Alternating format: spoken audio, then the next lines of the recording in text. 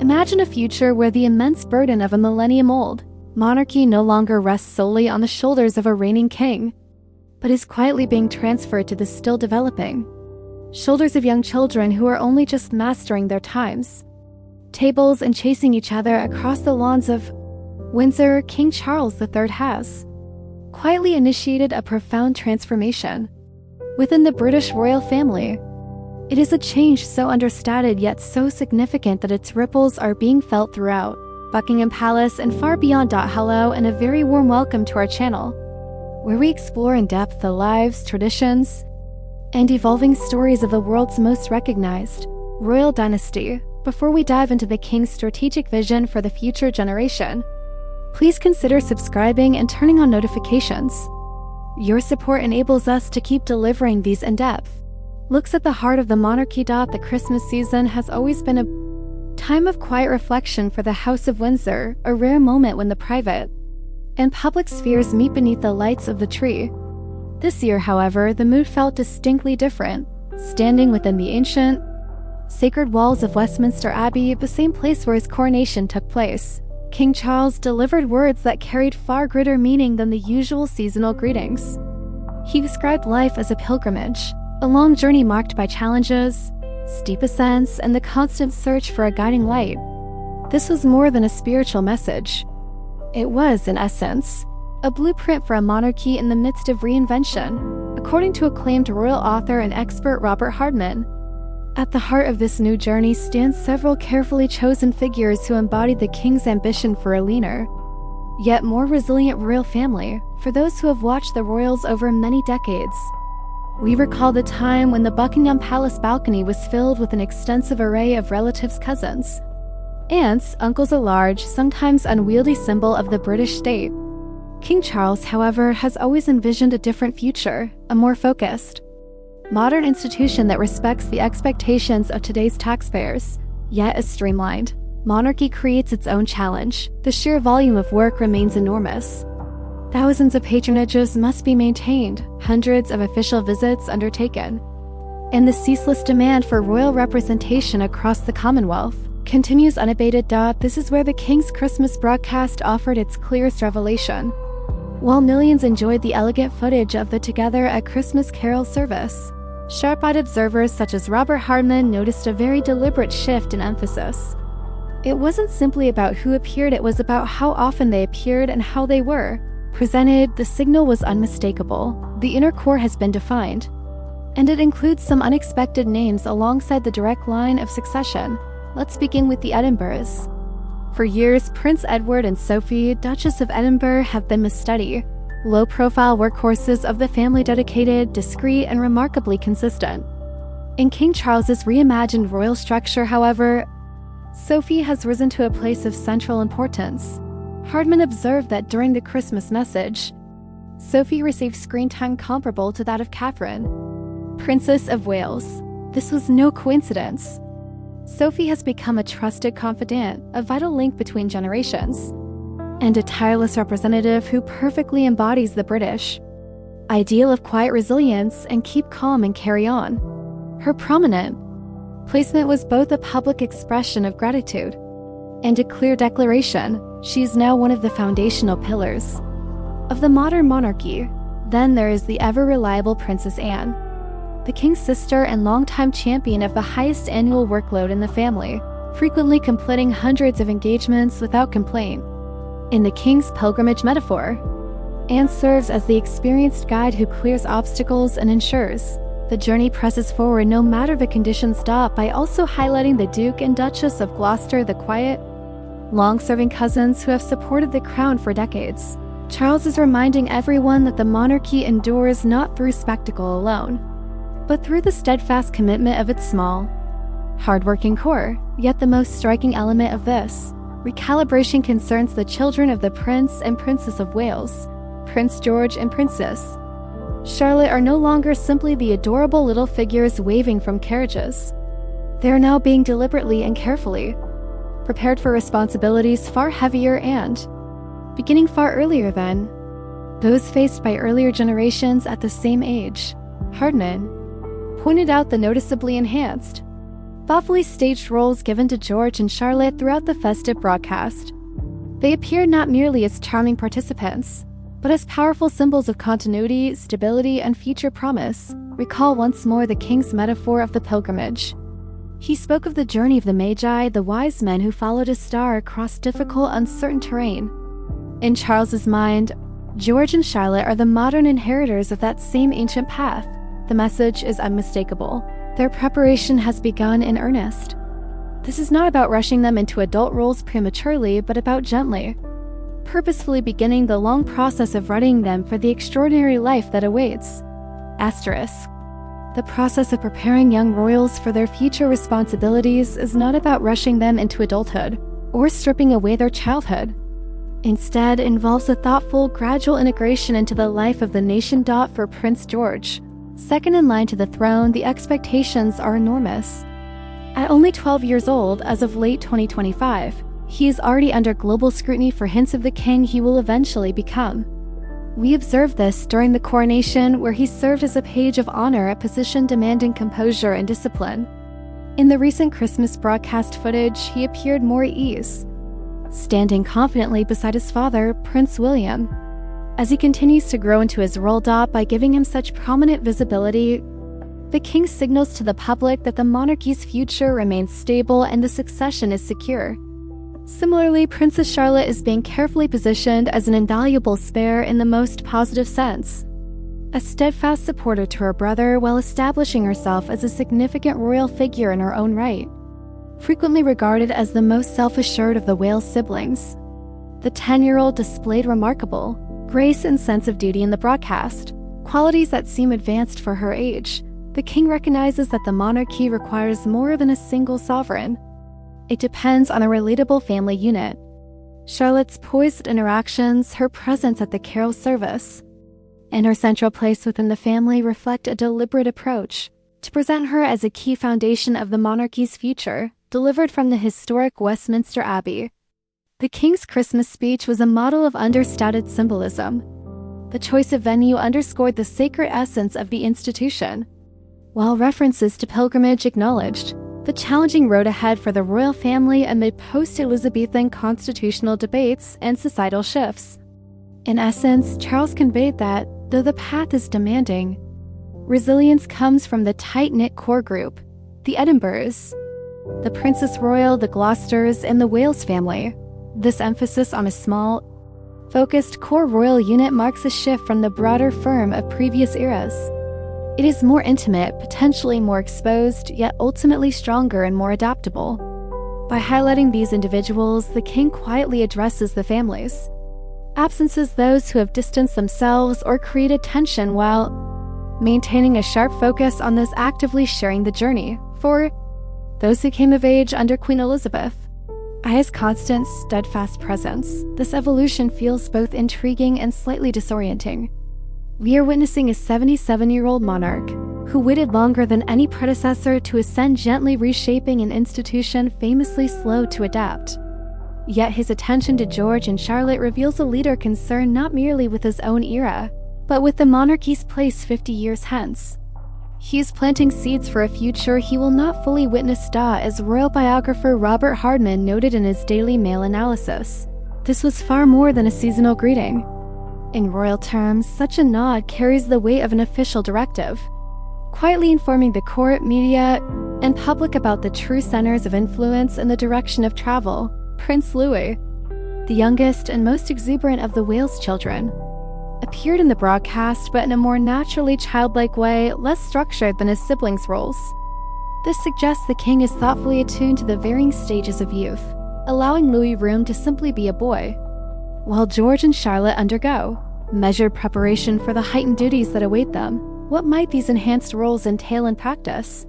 For George, it could involve greater visibility at major state events, inclusion in private discussions about the Commonwealth, and a progressive increase in official engagements alongside his father. For Charlotte, possibilities include earlier patronage of charities or representing the king at occasions calling for warmth and approachability. The carefully calibrated approach Hardman describes is fundamentally about striking the right balance between their schooling and this royal training. The king's message also echoed the theme of drawing strength during the journey, much like the wise men in the nativity story, a deeply human reflection that even a monarch feels the burden of his pilgrimage, supported by the tireless Princess Royal, aptly described as indefatigable and the steady Edinburghs. Charles is building a reliable framework that enables him to lead while keeping the monarchy's daily operations seamless. Princess Anne remains the gold standard of dedicated service in an age of influencers and short-lived celebrity. Her role in the core unit reaffirms that the institution prizes consistent hard work above all. She serves as a vital link between tradition and renewal, offering a powerful example for George and Charlotte to emulate. Finally, the inclusion of the Duke and Duchess of Gloucester, perhaps less familiar to younger audiences, highlights the enduring value of loyal, behind-the-scenes members who quietly uphold the monarchy's work over decades. The crown quietly embodies the steady dignity of the extended royal family. By bringing them into his closest circle, King Charles signals that he is not casting aside the older generation. Instead, he is thoughtfully weaving their wisdom and experience into his more focused, streamlined vision of the monarchy. They offer a vital sense of continuity, institutional memory, and calm reassurance at a moment of significant transition.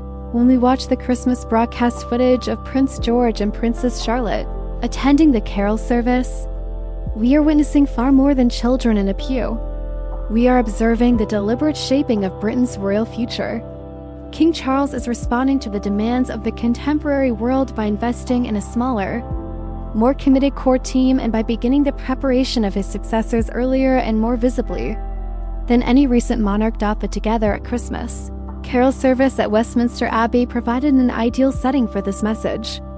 The soaring music, flickering candlelight, and ancient stones all evoke timeless permanence. Yet the king's words pointed toward motion and purpose. A pilgrimage is, by definition, a journey with direction. Charles's destination is unmistakable, a monarchy that remains meaningful, diligent, and cohesive in the modern era. It is also worth reflecting on the emotional weight this journey carries. The king spoke of the difficulties the wise men encountered on their path.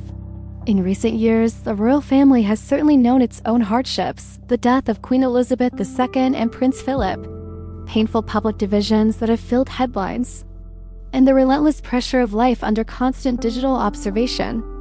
By presenting their lives as a shared pilgrimage, Charles may be gently inviting public understanding and compassion. He is reminding us that they, too, are human beings navigating uncertain terrain. The central importance of the Princess of Wales, Catherine, remains undiminished. While royal commentator Robert Hardman observed that the Duchess of Edinburgh, Sophie, appeared almost as frequently as Kate in recent events, this does not reduce Catherine's stature. Rather, it underscores Sophie's rising significance, bringing her role closer to that of the future queen. Catherine continues to be the monarchy's most powerful bridge to the public, particularly to younger generations, through her warmth, authenticity, and tireless work.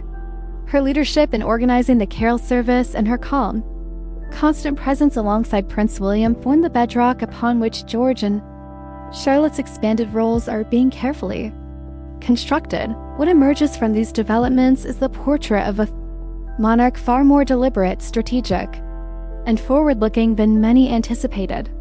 King Charles III is not simply holding the fort. He is actively redesigning it. He is taking the deep-rooted materials of tradition and duty and sculpting a new course for the institution. This moment invites broader reflection. Most of us have watched the monarchy evolve dramatically across our lifetimes, from the vibrant spectacle of the 1960s, through the upheavals of the 1990s, to the triumphant milestone celebrations of the Diamond and Platinum Jubilees. Now we appear to be entering what might be called the pilgrimage era, more reflective, more disciplined, and markedly more purposeful. What are your thoughts on this deliberate recalibration of the royal family? Do you feel Prince George and Princess Charlotte are being gently introduced to royal life at an appropriate age? Or does the increased visibility place too much pressure on such young shoulders? And what do you make of the growing prominence of the Edinburghs, particularly Sophie? Could she prove to be the quiet, steady asset the monarchy most needs at this juncture? King Charles's Christmas message transcended the usual holiday custom. It functioned as a clear declaration of intent. The pilgrimage endures even as the travelers change. The destination has never wavered, serving the people while safeguarding the crown. As this chapter of royal history continues to unfold, we warmly invite you to share your perspective in the comments. Your insights, shaped by years of following the royal family, enrich our whole community. Do you view the greater visibility given to the younger royals as a wise step toward the future? How do you feel about the king's emphasis on a smaller, more tightly knit core working unit? If you found this exploration of King Charles's strategy thought-provoking, please consider giving the video a thumbs up. It helps others discover the discussion. And if you're not already part of our community, we'd love to have you subscribe and join the conversation. There is so much more to explore as the reign progresses and as George, Charlotte, and Louis continue their own steps along this long royal journey. The story of the British monarchy has always been one of adaptation, knowing precisely when to evolve and when to stand firm in tradition. Through his Christmas message and his careful focus on the essential core, King Charles III is demonstrating that he understands this balance better than most. He surveys the steep path ahead, identifies the challenges, and is quietly ensuring his family has the resilience and clarity needed to meet them. Thank you for joining us today. It is always a privilege to examine these subtle yet profound historical shifts alongside an audience that truly values their significance. We look forward to reading your thoughts below, asterisk, as we wrap up this exploration together. Thank you for joining me on this journey. Until we meet again, keep learning, stay inquisitive, and look after yourselves. This has been a glimpse into the thoughtfully shaped future of the House of Windsor, a shared path we all contribute to in our own small ways. Before you leave, be sure to explore our other videos on coronation traditions and the evolving roles of royal women. There's always more to uncover about the customs that define our world. Thanks so much for watching. We'll see you in the next one. In the stillness that followed the King's Christmas broadcast, as the last notes of the Westminster Abbey choir died away, the true weight of his message began to settle in. The pilgrimage he spoke of isn't solely his own. It belongs to everyone who sees the monarchy as a living emblem of stability and endurance. By centering Prince George and Princess Charlotte in this vision, the king gently reminds us that the royal story is far from finished. It's simply turning to a fresh chapter, one where the experience of the older generation must blend seamlessly with the vitality of the young. Consider once more the Duke and Duchess of Gloucester. Their inclusion in this inner circle speaks volumes. They embody the understated, reliable duty that has long formed the foundation of the British royal family. By featuring them, King Charles makes it clear that his streamlined monarchy isn't chasing trends or celebrity glamour. It's built on practicality, on individuals who turn up consistently to perform essential tasks that rarely grab headlines yet help hold society together. And then there's Princess Anne, tireless, steadfast royal. Her place may be the most vital of all. She serves as a direct bridge to the late Queen's era of unwavering commitment. As George and Charlotte step into greater responsibilities, they will naturally turn to their great aunt as the gold standard for coping with scrutiny and expectation. She never grumbles, never justifies herself, she simply gets on with the work. In the king's vision of this pilgrimage, she's the one shouldering the heaviest load without ever pausing to ask for rest. The emphasis on the Duke and Duchess of Edinburgh, Edward and Sophie, represents a brilliant piece of family strategy. For years, Edward was often overlooked, eclipsed by the bigger headlines surrounding Charles and Andrew. Yet by giving him and Sophie greater prominence, the king has built a dependable, effective layer of support within the monarchy. Sophie's approachable warmth paired with Edward's calm reliability provides exactly the steady foundation that William and Catherine will need as they prepare for their eventual reign. Perhaps the most revealing word in Robert Hardman's insightful breakdown is calibrated. It suggests meticulous care and exactness that every public moment, photo, and statement from the younger royals is deliberately weighed for its effect. This marks a sharp departure from the more casual approach of earlier generations. It reveals a monarchy that is now approaching succession with true professionalism and foresight, something unprecedented in its history. For those of us who have followed the institution through many eras, this careful planning feels both understandable and essential. The world today is infinitely more complex than it was in 1952. King Charles understands that for George and Charlotte to truly thrive, they cannot simply appear, they must be thoughtfully prepared, relatable, and clearly part of a united team. Delivering the Christmas message from the very side of his coronation was a masterful choice. It linked his personal journey of faith and duty to the broader national one, underscoring that he is a man rooted in tradition, guided by belief, yet determined to act decisively. He refuses to let the monarchy drift. He is guiding it purposefully toward a defined future. As we close this analysis, let's return to the image of the wise men. They followed a guiding star through uncertainty and shadow. King Charles appears to have discovered his own guiding light in this compact core of working royals. He is placing the long-term future of the Windsor dynasty on the steadfast dedication of his sister, the loyalty of his brother and sister-in-law, the quiet reliability of his cousins, and the carefully paced development of his grandchildren.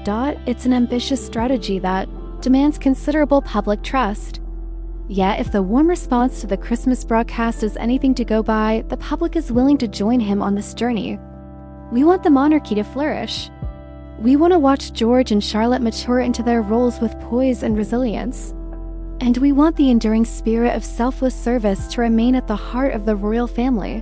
What do you think of the King's Pilgrimage theme? Does it connect with your own ideas about life, responsibility, and duty?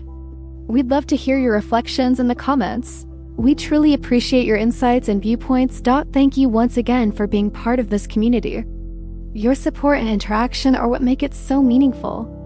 Please like, subscribe, and share this video with anyone who loves following the royal family. We'll return soon with more detailed breakdowns and the latest updates from the world of the monarchy. Until then, may you enjoy a calm and reflective day. Thank you for watching and goodbye for now. ****